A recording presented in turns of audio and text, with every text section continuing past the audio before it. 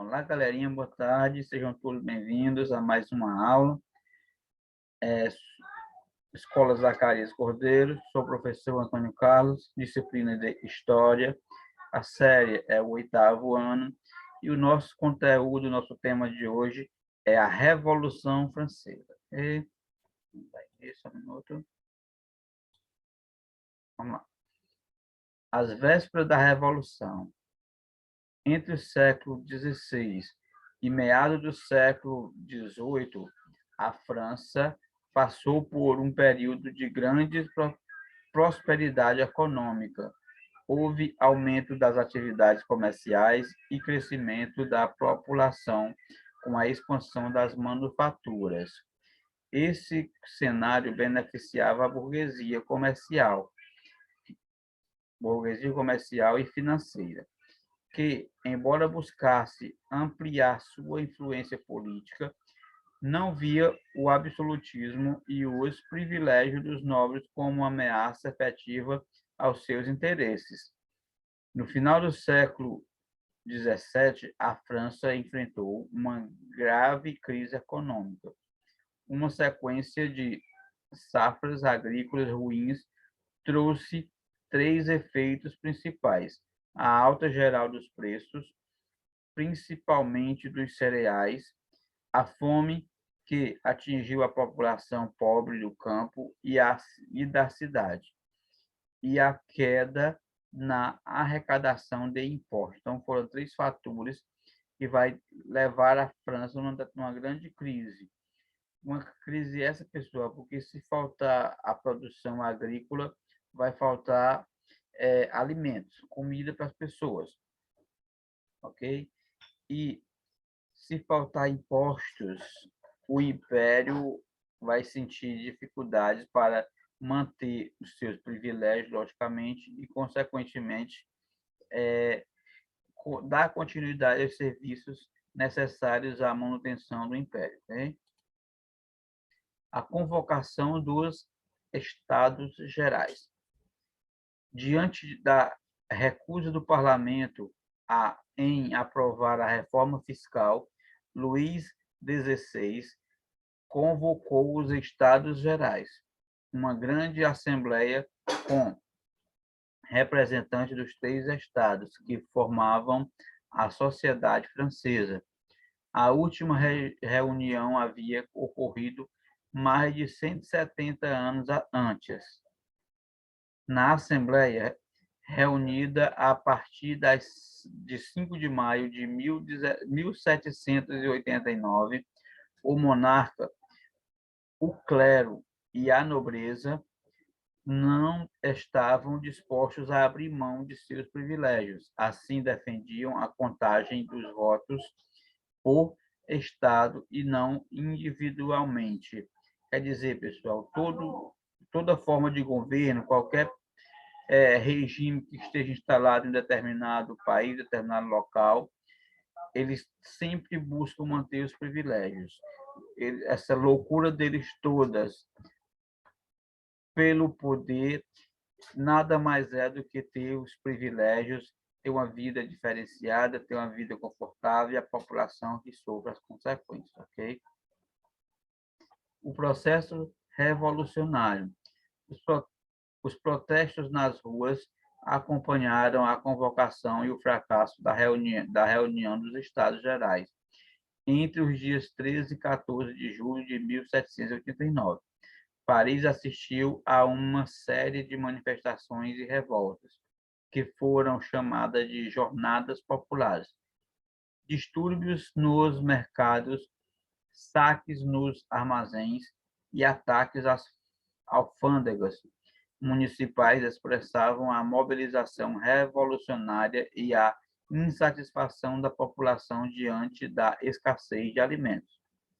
O ápice das revoltas ocorreu no dia 14 de julho, quando os parisienses tomaram a Bastilha, que era uma prisão e também um arsenal militar, o maior símbolo do absolutismo francês.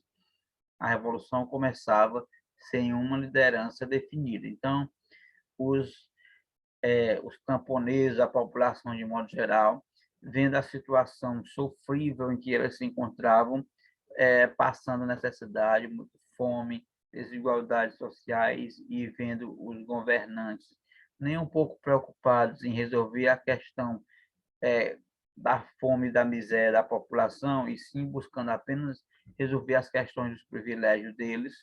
Então, a população resolveu ir à luta e se manifestar contra esses absurdos ocorridos. Então, ocorreram essas revoluções violentas, com massacres e tudo mais. Ok, pessoal?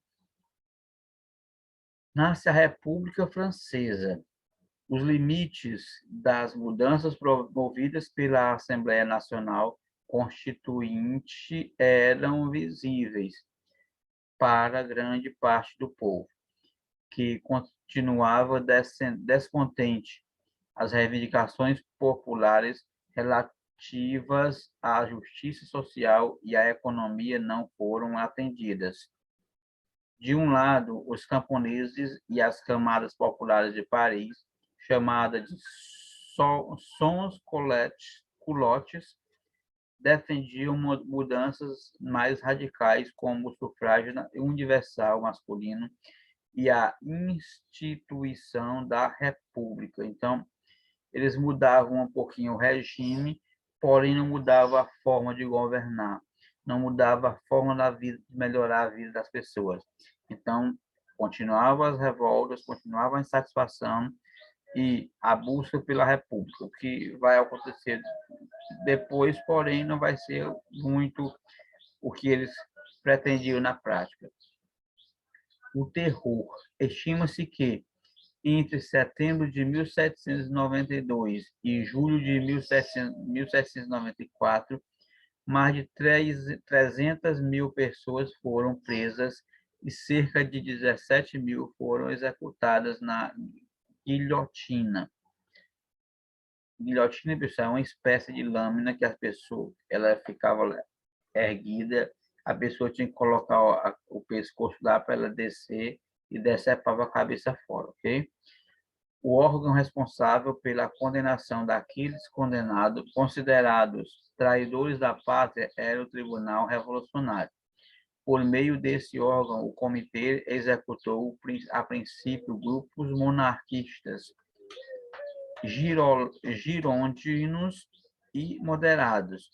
Num segundo momento, essas práticas se estendeu a vários grupos, mesmo aqueles mais próximos aos jacobinos.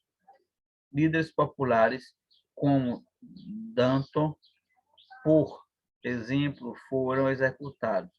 Com as perseguições, os jacobinos perderam o apoio de vários grupos, inclusive dos sans-culottes. Então, essas práticas violentas ocorriam, eles perseguiam as pessoas, prendiam, condenavam, e geralmente a condenação era a morte, era a pena capital. Então, devido a essas formas violentas, foram perdendo apoio dos outros grupos que lhe apoiavam. Então, isso vai enfraquecer o movimento, ok? Palavras da Revolução. Uma das consequências mais importantes da Revolução foi a decisão de romper radicalmente com o passado.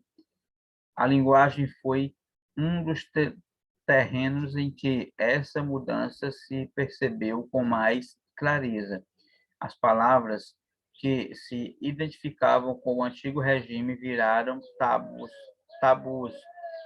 e foram substituídas por outras afinadas com a nova era. Dessa forma, os advogados passaram a ser homens das leis, e os impostos passaram a ser chamados de contribuições. Ruas e praças mudaram seus velhos nomes para outros, como a lei, liberdade ou justiça. A Praça Luís XV passou a se chamar Praça da Revolução e, mais tarde, da Concórdia. Então, pessoal, eles tinham, para poder tentar encobrir, esquecer esse passado sombrio, eles foram mudando os nomes. para enaltecer a revolução que ocorreu, que através dessa revolução conquistaram alguns direitos. Então, eles resolveram homenagear esses momentos, transformando locais públicos, batizando com nomes dos revolucionários ou da própria revolução, ok? O cotidiano na França revolucionária.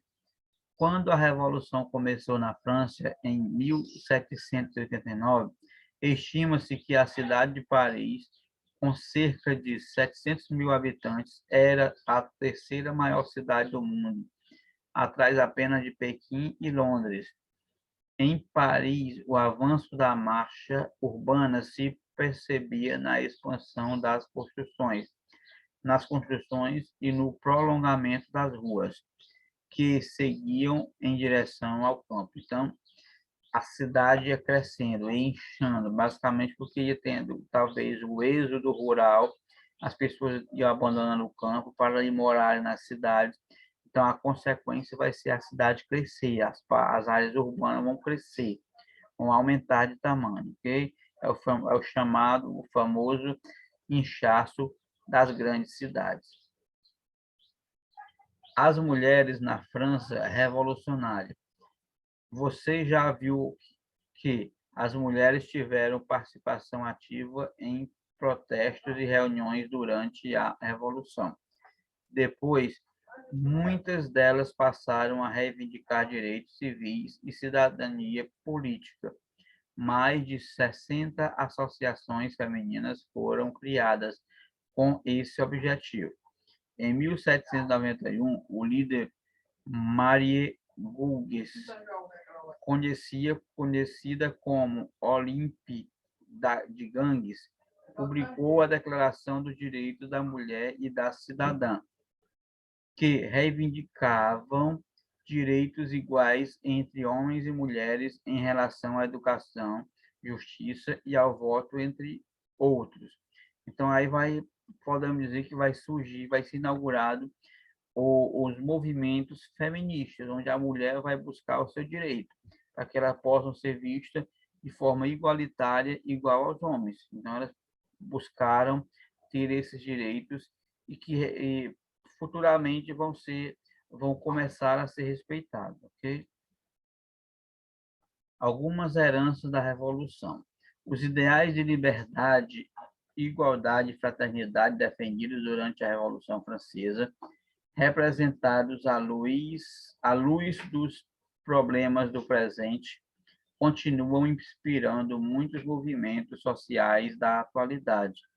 É possível identificá-los na luta de imigrantes que vivem na Europa Ocidental atual, como ciganos europeus do leste, africanos, latino-americanos e muçulmanos de países diversos, contra a discriminação e por igualdade jurídica, liberdade de trabalho, alimentação e moradia dignas nos países que escolheram viver. No mundo inteiro, mulheres homossexuais, crianças, adolescentes e idosos enfrentam condições adversas, reagem a privilégios de outros grupos e buscam seu espaço e a efetivação de seus direitos. Nada disso, evidentemente, foi criado pela Revolução Francesa, mas a experiência que os franceses viveram na luta por uma sociedade mais justa e igualitária marcou a história e é até hoje revisitada e apropriada por diversos movimentos sociais.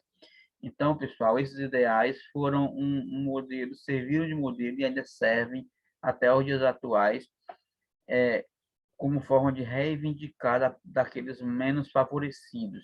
É o que eles vão chamar a liberdade, fraternidade e igualdade. São sonhos que são buscados frequentemente, porém dificilmente são conquistados de maneira plena, mas eles continuam se buscando. Um dia, quem sabe, né? Então, galerinha, por hoje é só. Façam atividade da página 72. Fiquem todos com Deus e até a próxima, se Deus quiser, tá bom? Tchau.